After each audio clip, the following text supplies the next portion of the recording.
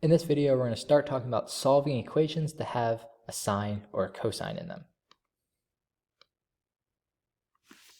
All right, so this lesson comes after you having to fill out the unit circle. So it assumes you already know how to fill out the unit circle, so you can use your unit circle for your practice problems in your skill check. For the test, you would have to recreate the unit circle anyways, and then you would use that unit circle for this. So for your practice, all right, just pretend like you just filled out the unit circle, use the unit circle you've already done, and use that. All right, so the main thing we're focused on this is not completing the unit circle. We already have it here. But we're focused on solving this equation. So this equation is sine of x equals 1/2. When is the sine of my angle 1/2? Well, if I look at my unit circle, sine is y values. I see the y value is 1/2 here, and the y value is 1/2 here. So x could be pi over 6. That's that angle. Or x could be the angle 5 pi over 6. Okay. But unfortunately, that's not the whole problem. That's actually really good. If you write that down, you'd get a lot of credit.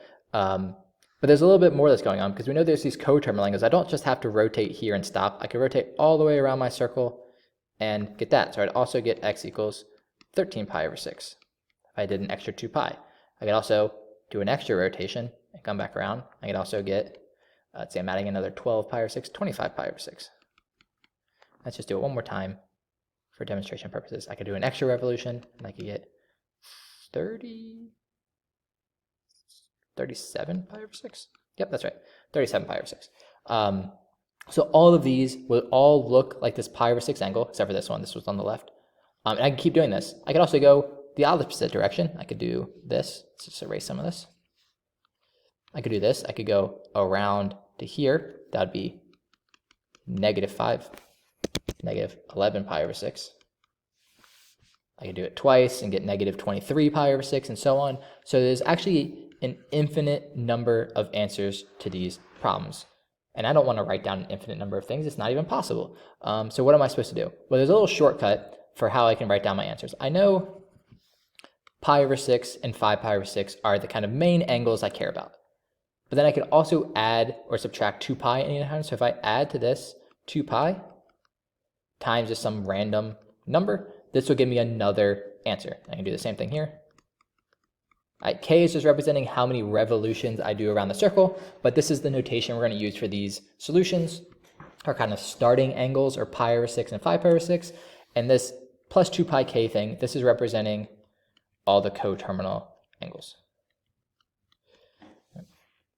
So really it's just this one extra thing. The unit circle will quickly give you the 2 answers, and you just have to remember this one extra thing that you can actually get an infinite number of answers.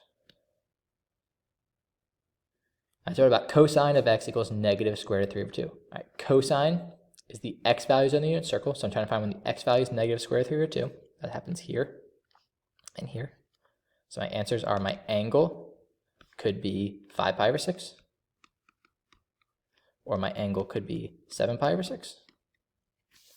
Again, those aren't the only ones. Any angle that looks like those could work. So I could also add all these coterminal angles on as well. So there's an infinite number of angles, but I'm just kind of writing it in the shortest way it's possible to write those infinite angles. All right, what about sine of x equals 4? I can go around my unit circle and try to find the value 4 in the y position. You notice that won't happen. So what am I supposed to do? Well, if I think about my unit circle, if I go up to the top of my unit circle, that y value is 1. So 4 would be all the way up here. And 4 is never going to be on the unit circle because it's a number bigger than 1. So this problem just has no solution. The biggest that sine can ever be is at the top of the unit circle there is 1. 4 is bigger than 1. So this is always smaller than 1.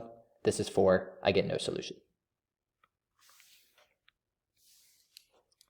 All right, here's one for you to try on your own. All right, what are the solutions to cosine of x equals the square root of 2 over 2? All right, so go ahead, pause the video, take a few seconds, think about this one, write down your answers. I'll show you the answers in 3, 2, 1. All right, so my answers are going to be pi over 4 and 7 pi over 4, because that's when my x values are the square root of 2 over 2. And then all the angles that also look like that, I'm putting this plus 2 pi k at the back. All right, so summary, you can use the unit circle to solve these equations. You already proved you know how to do the unit circle, so you might as well. Don't forget to include all solutions. If you don't put that 2 pi k at the end of your answers, you're not going to pass the skill check because you need to give all the solutions. There's an infinite number of them, and that plus 2 pi k is the shortest way to do that. And if you ever have sine or cosine equal to a number bigger than 1, or a number less than -1, that's not going to be possible because those aren't on the unit circle. So any number that's bigger than 1 is up here over here off the unit circle, smaller than -1 is down here over here.